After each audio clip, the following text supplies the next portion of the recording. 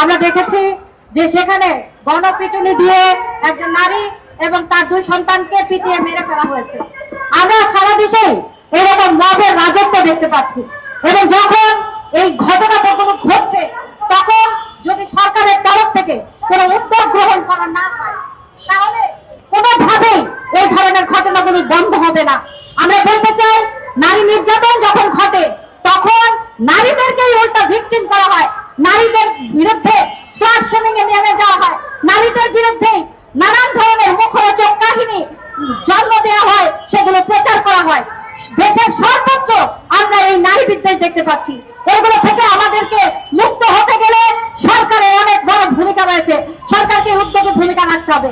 নারীর জন্য অপমাননা পথ আমরা বলতে চাই, সর্বত্র নারীর প্রশ্নে আমাদেরকে সজাগ দৃষ্টি থাকতে হবে।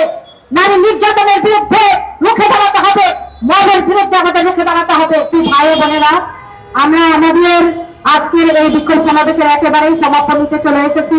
ইতিমধ্যে আমাদের আজকের এই বিক্ষোভ সমাবেশে উপস্থিত ছিলেন বাংলাদেশের কমিউনিস্ট পার্টির কেন্দ্রীয় কমিটির অন্যতম নেতা, শ্রমিক নেতা কাজী রুহুল আমিন, উপস্থিত ছিলেন বাংলাদেশ ছাত্র ইউনিয়নের নেতৃবৃন্দ, উপস্থিত ছিলেন বাংলাদেশ হকার্স ইউনিয়নের সাধারণ সম্পাদক, উপস্থিত ছিলেন বাংলাদেশের টেকনোলজি সমিতির সংগ্রামী সাধারণ সম্পাদক অর্ণব সরকার বাপ্পি সহ